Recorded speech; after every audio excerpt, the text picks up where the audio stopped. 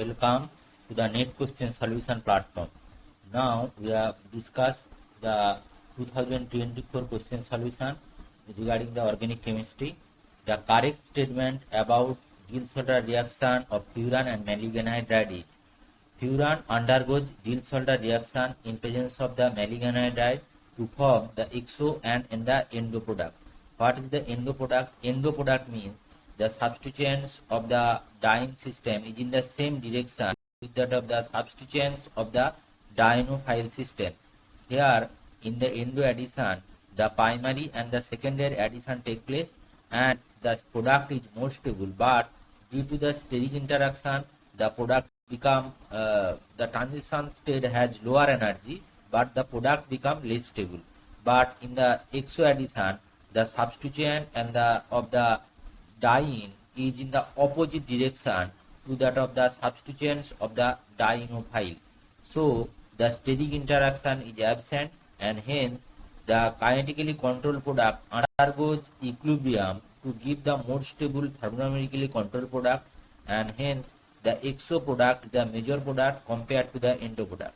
Though the endo product is formed in the faster rate, but due to their lower stabilization, the endo product is formed in lower rate than that of the exo product, and exo product is thermodynamically more stable. Now the second problem is that assuming that the amide backbone of protein does not play a significant role in binding the amino acid that can effectively recognize HPO4 2- in a protein. The phosphate ions is binded via the intermolecular hydrogen bonding effect, and this binding takes place if the guanidine unit is present in the amino acid ring. In these structures where the guanidine unit is the present, so these amino acids is more effective for binding with the HPO4 2-. We know that the amino acids can be identified by the Nein-Heyden reactions, where the Nein-Heyden can react with the amino acids to form the imine derivatives, and these imine derivative undergoes decarboxylation and followed by the elimination of the aldehyde molecule produces the Nein-Heyden amino derivatives, and this amino derivative undergoes condensation with another Nein-Heyden molecule to give the precursor of the violet color. So the amino acids can be identified or can be recognized in different way. The HPO4 2- can be recognized in the presence of the guanidine residue in the amino acids, and the amino acids can be any amino acids can be recognized or identified in the presence of the Nein-Heyden molecules. These problems is taken from that of the Pavia books, where the statement given that in a proton decoupled 13C NMR of a compound, number of carbon in each signal cannot be calculated from the integration because signal intensity get affected by, means the signal of any NMR spectroscopy can be determined from that of the from their integration. Integration means the number of proton or the present in the molecule. In the proton NMR spectra, we see that these are the integration, and suppose the methoxy proton is resonate at a singlet at the 3.8 regions. Here the corresponding integration value is 3, means the 3 protons is present on that corresponding signal.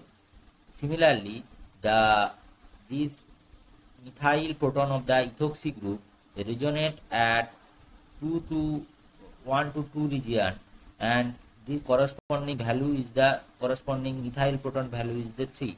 This integration ratio can be determined in the proton NMR spectra, but in the carbon NMR spectra we cannot determine. The reason is that in the carbon NMR spectra, the coupling of the carbon with the proton produces the complex spectrum, and this complex spectrum can be resolved if we use the decoupling NMR. And this is the decoupling NMR, and this is the examples of the coupling NMR for the 13C NMR.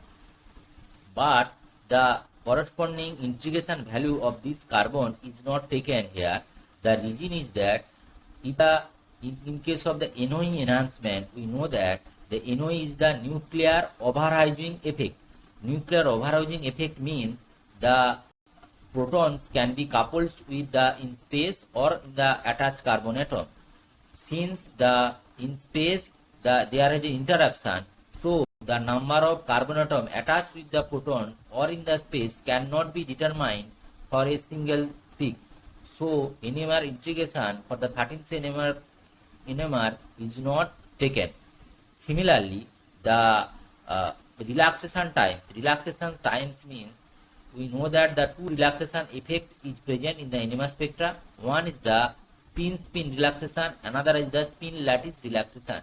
And in case of the methyl, methylene and methane proton, the relaxation time is completely different.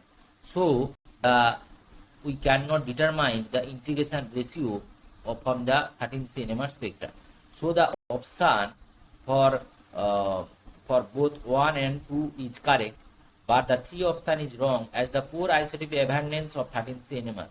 Core isotopic abundance measure the intensity of the signal.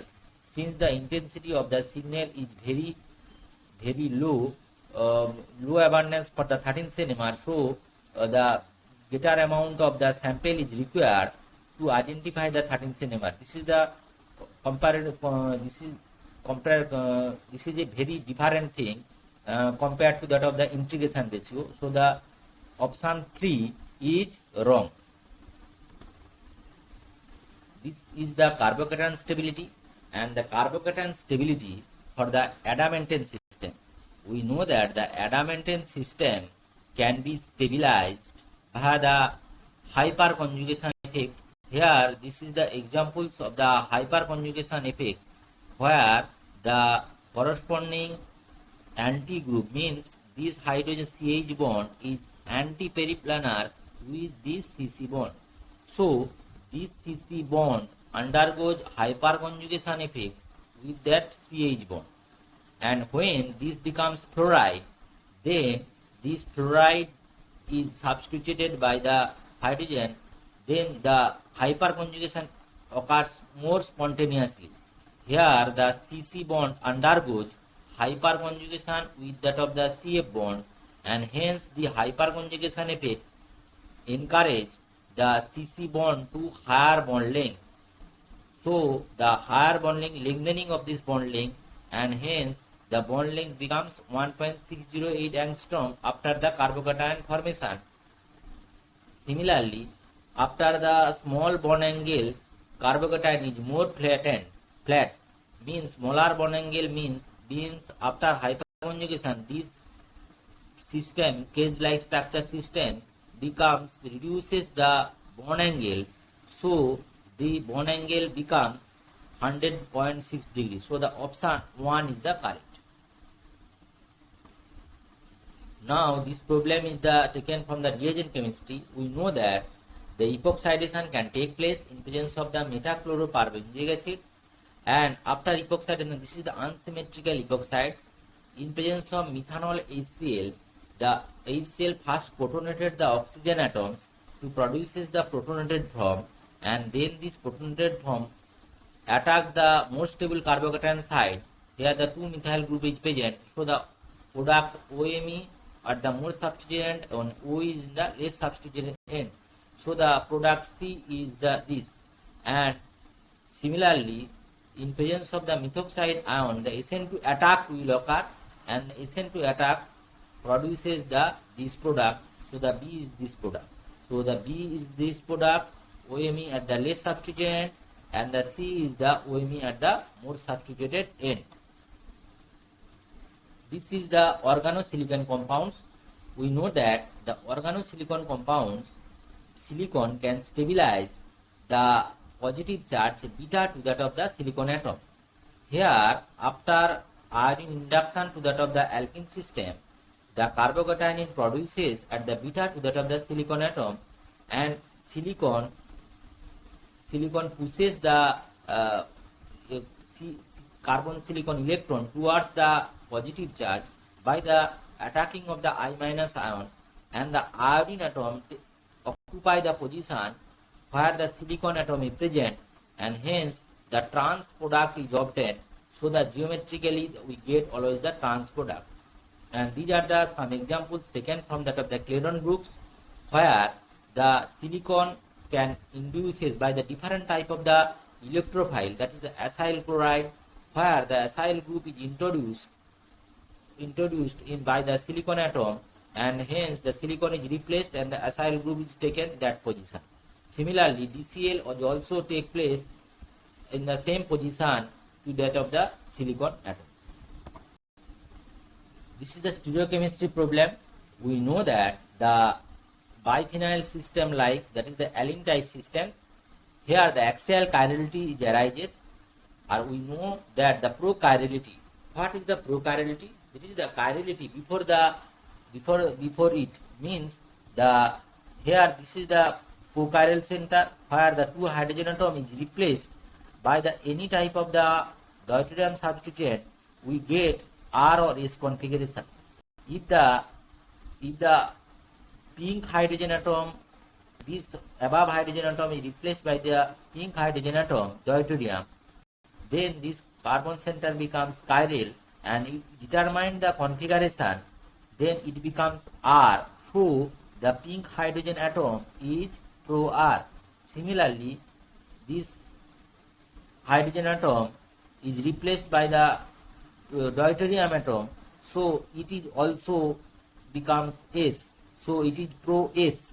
One is the pro-R, violet atom is the pro-R, and another below atom, hydrogen atom, is the pro-S.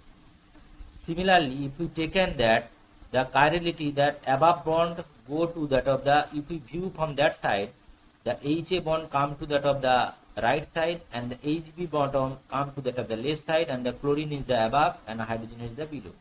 According to the axial chirality configuration rules, if we taken the HA is replaced by the deuterium, then the configuration becomes, this becomes 1 and this becomes 2 and chlorine becomes 3 and becomes 4. Configuration becomes R. So HA is called as the pro-R. Similarly, if we see from the left hand side, and we get that it is also AC is pro-R after the deuterium substituents, so the HA and AC both are pro-S, so the option 1 is correct. This is the radical reaction problem, where the tributyl clinhydride produces the radicals, Bu3SN radicals, and these radicals attack the CI bond to produces the another radicals, and this another radical produces the highly unstable cyclopropane intermediate, which undergoes cleavage to give the cyclohexanone derivative. Similarly, the CI bond cleavage in presence of the radical cascade cyclization, we got the Hasutin derivatives, which is the terpenoids and naturally occurring compounds, and the option 1 is the correct option. This problem is taken from that of the Claydon books, where the 1,3-dithione derivatives of the formaldehyde has two hydrogen atoms. One is the equatorial hydrogen atom, another is the axial hydrogen atom. We know that the negative charge can be stabilized as the vacant d orbital, but this is completely wrong statement. As the d orbital is participate, then the CS bond becomes shorter, but in actual cases the CN bond is not shorter. So the correct option is that the sigma star orbital of the CS bond can interact with the field orbital of the equatorial bond, can interaction to stabilizes the conjugate base, and hence the option 2 is correct. This is the anomeric effect problem. Anomeric effect, we know that the axial substituent is always preferred compared to the equatorial substituent in the cyclohexane derivatives. That is, the more electronegative substituent in the axial orientation is more preferable. and hence this is the simple mechanism for the spiro compound, where the pyroacetyl compound. The mechanism is that the oxygen lone pair is first attached to that of the carbonyl, and after elimination of the water molecule, it can attack either in the axial side or in the equatorial side, and to give the different type of the spiroketal compound. But the spiroketal compound, the stabilization of the spiroketal compound is completely different. Here the axial, and these are the axial. Axial means if we taken the parent chair conformation of this, and this bond is the axial. Similarly, if we taken the chair conformation of this, then this bond is also axial. We know that this axial and this axial bond is more preferable according to the anomeric effect, and this has been shown that the negative, the fields orbital of the oxygen atom can interact with that of the vacant sigma star orbital, and so this interaction becomes more favorable. So this conformation is more favorable compared to that of the equatorial conformation. Again, this R substitution is large, then the conformation becomes completely different. Then the di-equatorial conformation means OO, this conformation becomes more stable. So the option 3 is correct, where the anomeric effect is present in the both, that is the axial and axial. So this compound is more stable. Thank you for the watching of this video.